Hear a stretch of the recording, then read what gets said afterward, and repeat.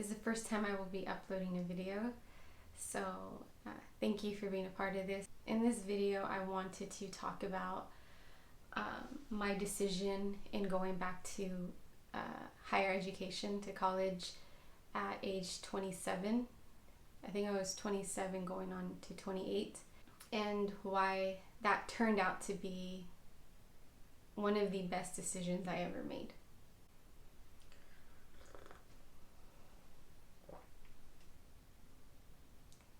A lot had to happen in order for me to decide to go back to school. I initially did go to community college right after high school, and I didn't exactly know what I wanted to do. I knew that that was what I was supposed to do, or at least that's what I thought at the time, that I was supposed to go to college. I didn't have the resources at the time to go, or the belief in myself that I needed to go straight to higher education, like a 4-year university. So I went straight to community college because that's what I thought I was supposed to do. And I went for 2 years, and I took general education classes. During the second year at community college, it wasn't doing anything for me, so I stopped going and I started to pursue doing freelance work. And in the midst of that, I started the journey onto working job to job, 8 to 5 jobs, hotel jobs, bank job, variety of jobs that I was working. So I got kind of lost in that cycle of just work and making money and paying bills. So that lasted up until I was about 27. So at 27, I was fortunate enough to meet someone really great. That person just completed their bachelor's degree, so they knew the ins and outs of college system, applying, and just knowing that it was possible. I didn't really have anyone in my life to look to see like, oh, like that can be me. I can go to a 4-year university. I can get my bachelor's degree. There was not really anyone around me, so it wasn't really something that I thought I could do. And maybe at one point in high school I wanted that, but because it wasn't around me, I just kind of lost it. It wasn't nothing I aspired to. But dating someone that had just completed their degree kind of brought that idea back into my mind of, what if I do go back to college? What if I do get a degree? What would that look like? And thankfully, I had that person, my boyfriend now, to guide me through the steps of going back to school, because it's not an easy journey. At least I don't know if it's like this for everyone, but when you come from a lower income background, the college education system is pretty daunting, and daunting enough to just kind of push you away. So you never really like even try, because you just don't think you have what it takes to journey through that system of applying for financial aid, of applying for colleges. There's just a lot to it, and if you don't have resources and people in your life who have already done it, it can be pretty intimidating, and sometimes you never try, which in my case I didn't when I was younger. So without going into too much detail, I don't want to make this video long because I'm already talking a lot. I just want to point out why this turned out to be one of the best decisions I ever made. After being at the university that I was attending for so long, one day I realized that if I had gone straight to college right after high school, I probably would have chose to study something that 10 years later wouldn't have been what was truly for me. And what I mean by that is, after so many years of doing life, a lot happened.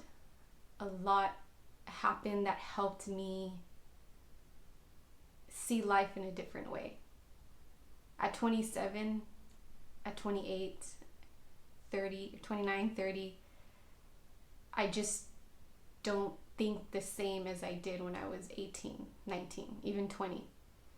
So I know if I would have had the resources, the people in my life at the time to expect me to go to college, so I would have gone to college and pursued my degree, I would have chose something that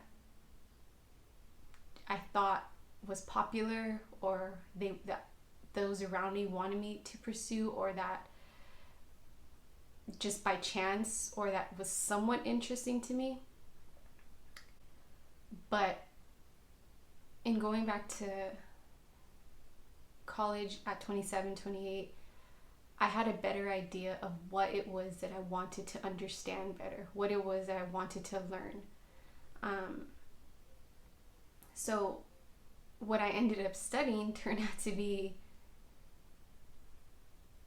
really great. It filled those things that inside of me that I wanted to know. So the first reason why it was one of the best decisions I made is because all the experiences that I've had in my life for the last 10 years or so, 15 years, really helped shape who I am at this age,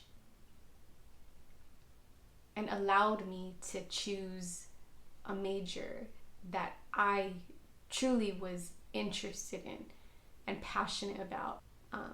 So I made a better decision in my major at this age versus what I would have chosen at age 18, 19, or 20. A second reason that this was one of the best decisions I made was I was ready to absorb all that college had to offer. Being in the classrooms, being in discussions, it was something that really ignited my soul and got me going, and I was eager to learn. That was not me when I was 18 or 19 or 20. I think when I look back at my community college time, I think I was just trying to get by. I was just trying to get the grade. I was just trying to pass the class. Which is understandable. You're just at an age when there's other things that are more important to you. In the bigger picture, or when you step back, or years later, you realize they weren't as important. But at that age, they are. And that's just sometimes the way life is. So I cared more about boys or partying.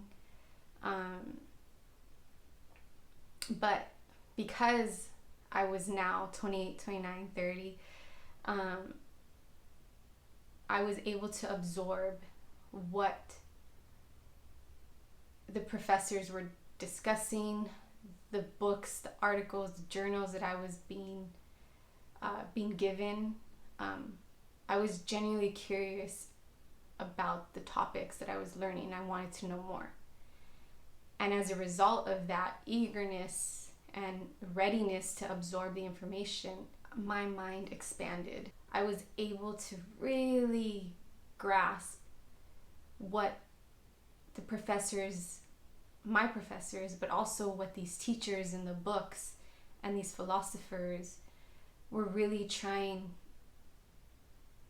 to communicate to their audience, to the world, about what is going on, about what happened.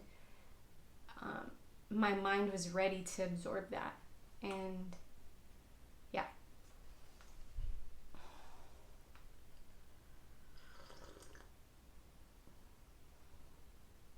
So this has been something that I've been thinking about for a while. This understanding of why going to college in my late 20s or in my 30s or in your 30s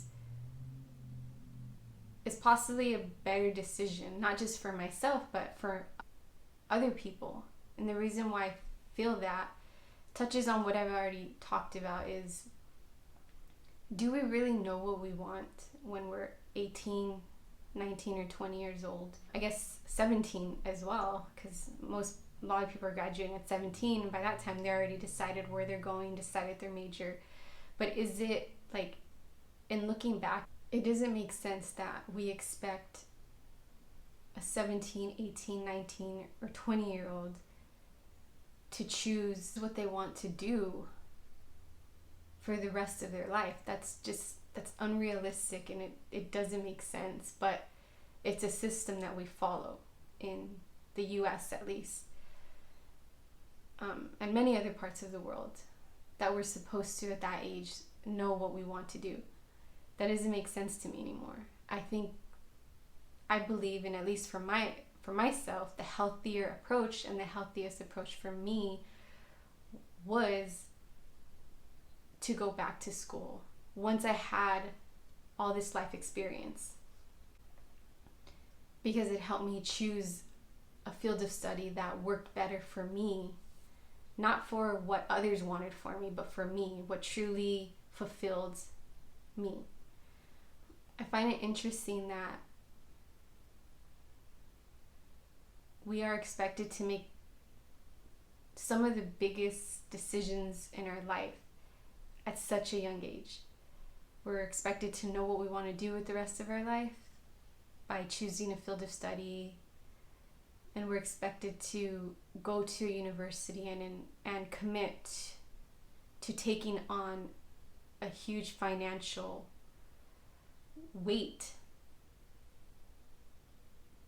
based on the college that we choose to go to. That doesn't make any sense to me. And it's sad that we expect that from one another at such a young age. And when you're that age, you're vulnerable. Unless you grow up in a really healthy environment, which more power to you if that was you, but most of us don't, and we're shaped by unhealthy environments, by the media. Some of us come from dysfunctional homes. So at that age, chances are you want to be accepted. You want to be liked. You're going to do and follow what society expects of you, because you still don't know how to think for yourself, how to believe in yourself, how to not need others' approval of you to know that you are worthy, that you are enough. So we're vulnerable at that age. And it's unfortunate because we are likely to follow what society expects of us. Choose a college if we can't afford it, if we don't come from a high income home, a wealthy home, take on that financial debt and make a decision as far as what we want to do for the rest of our life. I wonder if most people could go back to college, would they have studied the same thing?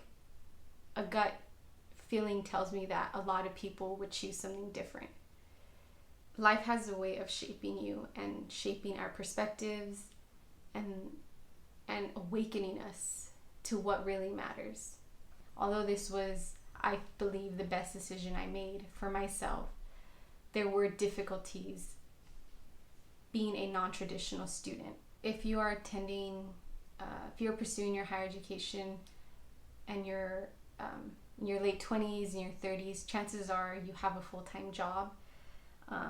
You may have kids, a spouse, and that can be really challenging because well, working a full-time job obviously and being in school full-time is challenging in itself.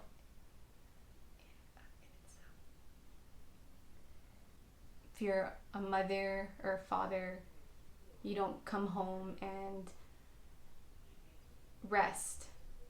You have kids to take care of, and then you have to study. So you're staying up late.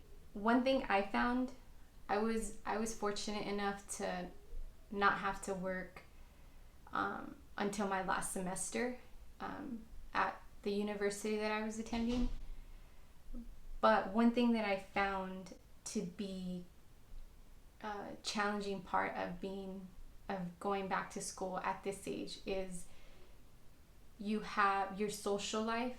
If you're in a serious relationship, or your family, or you have really important relationships with friends, or you're involved in a community or a church that you genuinely care about, it can be quite frustrating when you want to spend meaningful time with people you care about, but you have that study cloud that follows you everywhere. And because you truly care about your education, but you also care about spending meaningful time with those in your life, so that that tension exists, if that makes sense. When I was 18, 19, 20, I definitely had a social life. I went out, but I wouldn't say that it was valuable or meaningful. I didn't give all of myself to it, if that makes sense. Because my education was more of just to get by, to get the grade. I wasn't giving all of myself to my education. But I wasn't also giving all of myself to the relationships and my social life. It was just kind of all mediocre. When you're older, your relationships truly matter, or well, for me at least, they matter. And when I'm with people, I want to give all of myself to those spaces as much as I can, because that's important to me. I want to be present. I value that time, but I also really value my education. So you tend to have these two really important things pulling you in the opposite direction at times. And you feel it because both of them deeply matter to you. I hope that makes sense.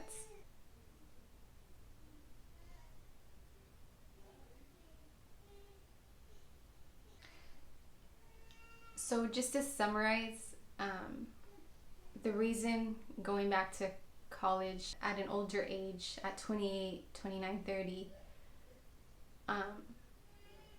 I'm not trying to hide my age. I'm 31, but I just want to give the age range that I was in college, between 27 and 30, 31.